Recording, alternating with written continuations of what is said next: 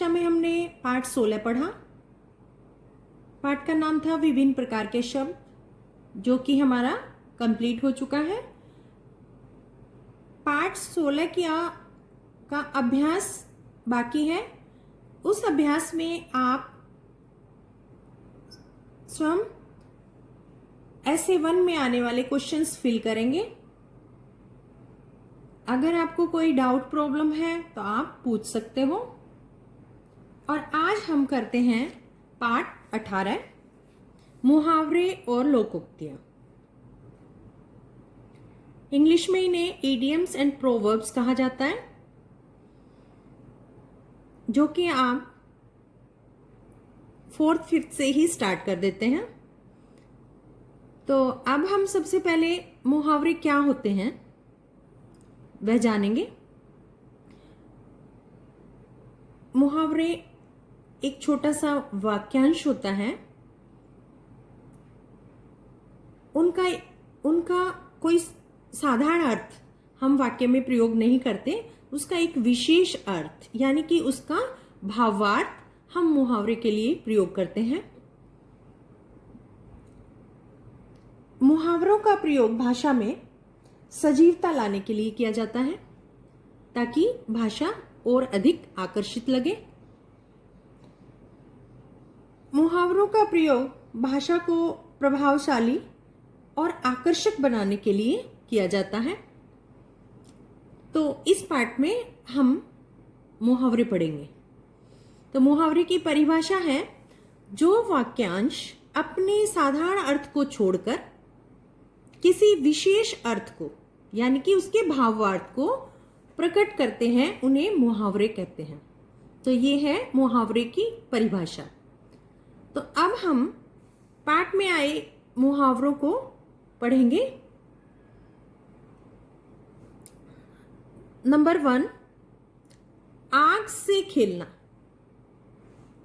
आग से खेलना यानी कि आग एक खतरनाक चीज है, उसके साथ खेलना यानी कि खतरा मोल लेना।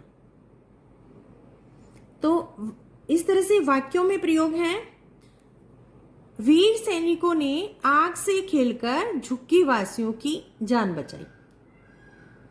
जो मुहावरा है उसी का सेंटेंस में प्रयोग किया जाएगा। खतरा मोल लेना जो उसका अर्थ है उसको हम उसमें प्रयोग नहीं करेंगे।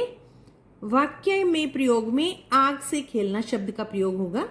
वीर सैनिकों ने आग से खेलकर झुग्गी वासियों की जान बचाई या अपने देशवासियों की जान बचाई। नंबर 2, अंग अंग मुस्कुराना। अंग अंग यानी कि एक एक अंग, आंख, मुंह, ये सभी हंसना, खुश होना यानी कि बहुत अधिक प्रसन्नता होना, कि हर अंग मुस्कुरा रहा है तो इसका मतलब बहुत अधिक प्रसन्नता हो रही है, खुशी हो रही है। उसकी शादी का समाचार सुनकर मेरा अंग अंग मुस्कुरा उठा, या उसका कक्षा परिणाम जानकर मेरा अंग अंग मुस्कुरा गया। तो आप कोई भी सेंटेंस यूज कर सकते हैं। नंबर 3, आसमान सिर पर उठाना, बहुत शोर मचाना। आसमान सिर पर उठाना यानी कि ये नहीं है कि हम आसमान सिर पर उठा लेंगे, उसका भाव लिखना है हमें, यानी कि बहुत शोर मचाना। वाक्य अध्यापक के कक्षा से बाहर जाते ही छात्रों ने आसमान सिर पर उठा लिया, यानी कि बहुत शोर मचा लिया। नंबर 4, कलेजे का टुकड़ा, बहुत प्रिय होना। कलेजे का टुकड़ा यानी कि अपना शरीर के किसी अंग का टुकड़ा, यानी कि बहुत इंपॉर्टेंट पार्ट है वो, और वो बहुत अधिक प्यारा है, तो बहुत अधिक प्रिय होना। हर बच्चा अपनी मां के कलेजे का टुकड़ा होता है। नंबर 5, आंखों से ओझल होना। ओझल होना दिखाई न देना यानी कि गायब होना। वाक्य, देखते ही देखते गाड़ी मेरी आंखों से ओझल हो गई यानी कि गायब हो गई। लेकिन हमें ये जरूर ध्यान रखना है कि उसका जो अर्थ है वो हमें वाक्य प्रयोग करते समय नहीं लिखना, हमें सिर्फ वो वाक्यांश ही लिखना है। नंबर 6, टका सा जवाब देना, यानी कि किसी चीज के लिए साफ मना कर देना, तुरंत बोल देना, साफ मना कर देना। वाक्य, जब मैंने करुणा से पुस्तक मांगी तो उसने टका सा जवाब दे दिया, यानी कि उसने साफ मना कर दिया। ये नहीं कि मैं दूंगी या बाद में दूंगी या और फिर मना कर दिया, नहीं, उसने उसी समय साफ मना कर दिया। नंबर 7, कान काटना, बहुत चालाक होना। कान काटना यानी कि बहुत चालाक होना, होशियार होना, चालाकी करना। दिनेश की आयु 8 वर्ष है, लेकिन वह बड़े बड़ों के कान काटता है, यानी कि वह इतना चालाक है कि वह बड़े बड़ों के साथ भी चालाकी कर देता है। नंबर 8, कठपुतली बनना। कठपुतली का अर्थ है कि दूसरों के द्वारा चलाना या उनके द्वारा उनको नाचना चला, क्योंकि कठपुतली हमेशा दूसरों के इशारों पे नाचती है, तो इसका अर्थ है दूसरों के इशारों पर नाचना। वाक्य, तुम तो सन्नी के साथ के हाथ की कठपुतली हो, तुमसे जो कहेगा वही करोगे। नंबर 9, अगर मगर करना।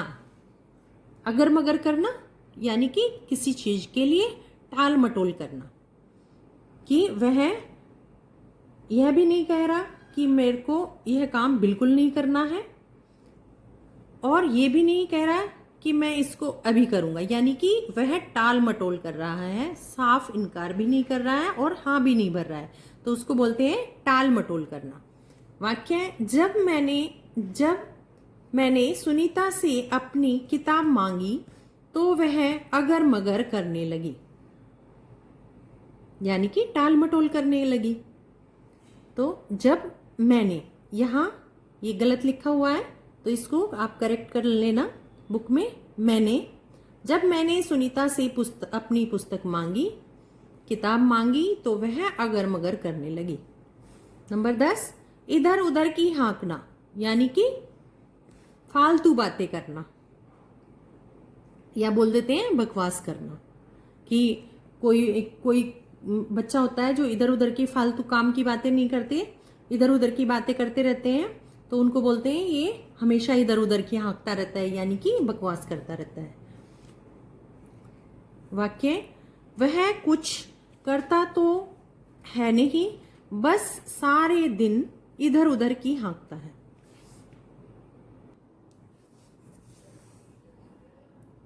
11, चंपत होना, भाग जाना।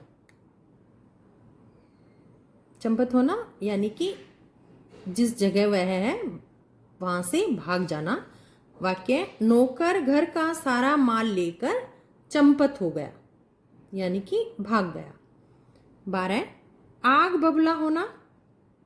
आग बबला होना, बहुत अधिक क्रोधित होना, गुस्से में होना, आग की तरह से लाल हो जाना। लाल होना गुस्से को प्रकट करता है। वाक्य, छात्र की शिकायत सुनते ही अध्यापक आग बबला हो गए, यानी कि कोई गुस्से वाली बात की होगी तो उसकी शिकायत सुनते ही अध्यापक आग बबला हो गए। 13, दौड़ धूप करना, यानी कि बहुत कठिन परिश्रम करना। वाक्य, संजना ने इस नौकरी को पाने के लिए बड़ी दौड़ धूप की, यानी कि बहुत अधिक कठोर परिश्रम किया। 14, पानी पानी होना, लज्जित होना या शर्मिंदा होना, कोई बहुत गलत कार्य करना जिसके कारण उसे शर्म महसूस होना। वाक्य, सबके सामने चोरी पकड़े जाने पर रामलाल पानी पानी हो गया, यानी कि शर्मिंदा हो गया। 15, कमर कसना, तैयार होना, किसी काम के लिए, हो सकता है युद्ध के लिए तैयार होना, हो सकता है एग्जाम्स के लिए तैयार होना, हो सकता है कोई अच्छे काम के लिए तैयार होना, यानी कि उस चीज के लिए कमर कस लेना, मतलब तैयार हो जाना। वहां के सभी देशों को आतंकवाद से हटने के लिए कमर कसनी चाहिए। 16 मुंह में पानी भर आना, जी ललचाना, यानी किसी चीज को देखकर मुंह में पानी आना, यानी कि उसका उस चीज को खाने के लिए मन कर रहा है या लेने के लिए मन कर रहा है। वाक्य, गर्मा गर्म खाने और स्वादिष्ट मिठाइयों को देखकर शंकरलाल के मुंह में पानी आ गया, यानी कि जी ललचा गया। 17 चिकना घड़ा, किसी बात का असर न होना, यानी कि बेशर्म होना। जैसे कोई भी घड़ा है, मटका है या कोई भी बर्तन है, वो चिकना है किसी चीज से, घी से या तेल से, और उसके ऊपर हम पानी डालेंगे तो वो नहीं रुकेगा। तो इसी तरह से किसी बात का भी कोई असर न होना, कितना ही बोला लेकिन कोई असर न होना। वाक्य, मैंने उसे कितनी बार समझाया परंतु उसकी समझ में कुछ नहीं आया, वह तो चिकना घड़ा है, यानी कि चिकने घड़े की तरह से, यानी कि उसको कोई बात का कोई असर नहीं होता।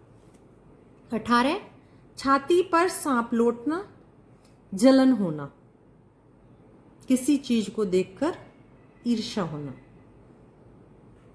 वाक्य, पड़ोसी की नई कार देखकर शर्मा जी की छाती पर सांप लौटने लगे, यानी कि जलन, ईर्ष्या होने लगी।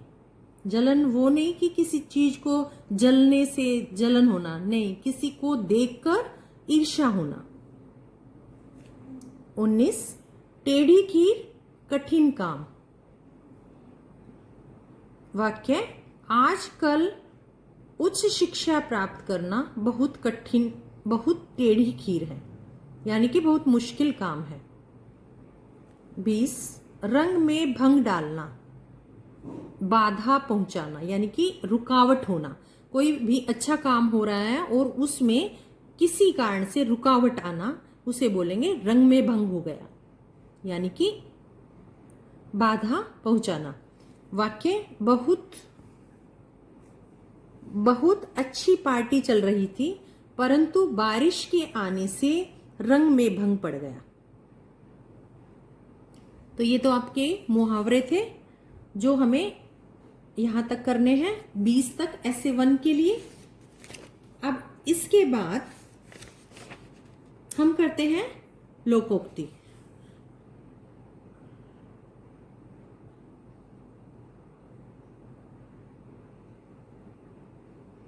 लोकोक्ति हम 1 से 6 करेंगे ऐसे 1 के लिए। इनको हमने इस चैप्टर को 16 और इस 18 चैप्टर को 2 पार्ट्स में डिवाइड किया है। कुछ ऐसे 1 में आएगा और कुछ बाकी बचा हुआ जो है वो ऐसे 2 में आएगा। तो अब पढ़ेंगे हम लोकोक्ति। लोकोक्ति का अर्थ है, लोकोक्ति शब्द जो है 2 शब्दों के मिल से बना है, लोक और उक्ति। उक्ति का अर्थ है कहा जाना, कोई भी बात। लोक का अर्थ है लोगों के द्वारा, संसार के द्वारा। इसका अर्थ है लोक में प्रचलित बातें, संसार में लोगों के द्वारा जो प्रचलित बातें हैं उन्हें लोकोक्ति कहा जाता है। लोकोक्ति ऐसी तीखी उक्ति है, यानी कि ऐसी तेज बातें हैं, सीधी बातें हैं जो श्रोता के, सुनने वाले के हृदय पर सीधा गहरा प्रभाव डालती हैं। यह अपने आप में पूर्ण वाक्य होती है, जबकि मुहावरा वाक्य का अंश होता है, एक छोटा भाग होता है। लोकोक्ति का संबंध किसी खास घटना या प्रसंग से होता है। तो ऐसे वाक्यों को हम लोकोक्ति कहते हैं। लोकोक्ति भी मुहावरों की तरह होती हैं, उनका सामान्य अर्थ नहीं होता, एक विशेष अर्थ होता है। तो अब हम कुछ लोकोक्ति पढ़ेंगे। नंबर 1, ऊंट के मुंह में जीरा। यानी कि ऊंट एक बहुत बड़ा जानवर है और जीरा बहुत छोटी सी चीज है, यानी कि अत्यंत कम। यानी कि ऊंट के उस जीरे की कोई महत्व नहीं है ऊंट के लिए, उससे उसका कुछ नहीं होने वाला। तो अत्यंत कम, बहुत कम चीज उस चीज के लिए। वाक्य, बड़े किसान के लिए 1 बोरी खाद ऊंट के मुंह में जीरा है। यानी कि कोई बहुत बड़ा किसान है, उसके 1 बोरी खाद दे देंगे उसको, तो उसके लिए उससे कोई फायदा नहीं है ना, तो उसको कहेंगे हम ऊंट के मुंह में जीरा। यानी कि जिसको बहुत अधिक जरूरत है उसको बहुत कम चीज मिलना। नंबर 2, इस हाथ दे उस हाथ ले। ये जो मुहावरे और लोकोक्ति हैं हम आम बोलचाल की भाषा में यूज करते हैं, और जो हमारे बड़े हैं वो इन बातों का बहुत अधिक प्रयोग करते हैं। अगर आप कभी ध्यान से उनकी बातें सुने तो वो इन मुहावरे और लोकोक्तियों का हर एक बात के बीच में इसका प्रयोग करते हैं। इस हाथ दे उस हाथ ले, कर्म का फल शीघ्र मिलता है। वाक्य, दूसरों का सम्मान करने से स्वयं को भी सम्मान मिलता है। ठीक ही है, इस हाथ दे उस हाथ ले। यानी कि हम जो करेंगे उसका फल हमें शीघ्र मिल जाएगा।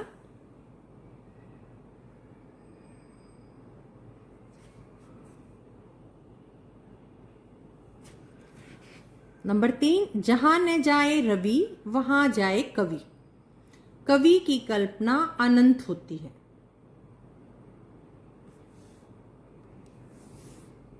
इसका अर्थ है कि जहां रवि का मतलब सूर्य, जहां सूरज की किरण नहीं पहुंचती वहां कवि पहुंच जाता है। यानी कि कवि की कल्पनाएं अनंत है। वाक्य, कालिदास और भवभूति जैसे कवियों की रचनाओं को पढ़कर कहा जा सकता है, जहां न जाए रवि वहां जाए कवि। नंबर 4, थोथा चना बाजे घना। अल्प बुद्धि वाला अधिक डींगे मारता है। यानी कि जिसको कुछ नहीं ज्ञान है, यानी कि अल्प बुद्धि थोड़ी बुद्धि, जिसको थोड़ा ज्ञान है वह डींगे अधिक मारता है, दिखावा ज्यादा करता है कि उसे जैसे बहुत अधिक ज्ञान है।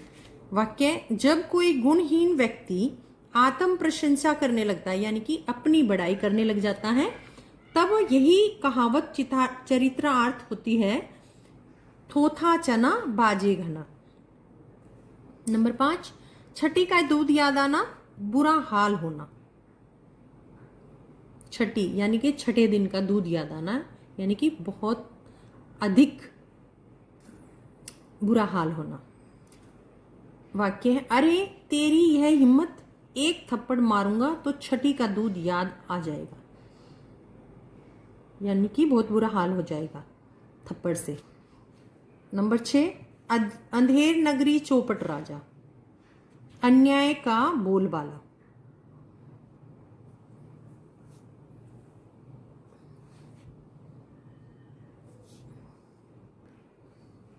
जहां न्याय की कोई बात ही ना हो तो उसे कहेंगे अंधेर नगरी चौपट राजा। वाक्य, अयोग्य अधिकारी होने पर सभी कार्यों में धांधली चलती है। यानी कि जहां का अधिकारी योग्य नहीं है वहां पर सब गड़बड़ घोटाला होता रहता है। तो ठीक ही कहा गया है, अंधेर नगरी चौपट राजा। तो ये हमारे ऐसे 1 की 6 लोकोक्तियां हैं। अब कुछ अन्य लोकोक्ति हैं जिनमें सिर्फ अर्थ बताया गया है, इनका वाक्यों में प्रयोग आप स्वयं करेंगे। नंबर 1, काला अक्सर भैंस बराबर, अनपढ़ होना। तो बाकी जो हमने पीछे लोकोक्ति में के लिए वाक्यों में प्रयोग किए हैं, इसी तरह से इनका अर्थ समझते हुए आपको खुद से वाक्य बनाने हैं। नंबर 2, हाथ कंगन को आरसी क्या? प्रत्यक्ष के लिए प्रमाण की आवश्यकता नहीं है, यानी कि जो चीज सही है उसके लिए प्रूफ देने की जरूरत नहीं है। नंबर 3, एक तो करेला दूजे नीम चढ़ा, यानी कि करेला कड़वा होता है और नीम भी कड़वा होता है, तो किसी बुरे आदमी में और बुराई आ जाना, पहले से उसके अंदर बुराई है, वो बुरा है, और फिर उसके अंदर कोई और बुराई आ जाना, तो उसे कहेंगे एक तो करेला दूजे नीम चढ़ा। नंबर 4, 100 चोट सुनार की एक चोट लोहार की, यानी कि सुनार है वो धीरे धीरे से गहने बनाते समय धीरे धीरे से हल्के से चोट मारता है, और लोहार जो है लोहे का काम करता है, उसकी चोट बहुत जोर से लगती है। तो इसमें क्या है, सबल चोट एक ही पर्याप्त है, यानी कि जोर से लगी हुई चोट एक ही काफी है। नंबर 5, जल में रहकर मगर से बैर, किसी के आश्रय में रहकर, यानी कि किसी के पास रह रहे हैं, हम वही काम कर रहे हैं, और उन्हीं लोगों से शत्रुता मोल लेना, उसे कहेंगे जल में रहकर मगर से बैर, मगरमच्छ से बैर। नंबर 6, मान न मान मैं तेरा मेहमान, यानी कि जबरदस्ती मेहमान बनना, कि कोई हमें मेहमान नहीं बनाना चाह रहा, लेकिन फिर भी हम जबरदस्ती उसका मेहमान बने जा रहे हैं। नंबर 7, घर का भेदी लंका ढाए, आपसी फूट से घर नष्ट हो जाता है। कहते हैं कि घर का भेदी, यानी कि घर के भेद जिसको पता है उसके द्वारा सारे भेद बाहर दिए जाने से कोई भी उस चीज का फायदा उठा सकता है, यानी कि आपसी फूट से घर नष्ट हो सकता है, हो जाता है।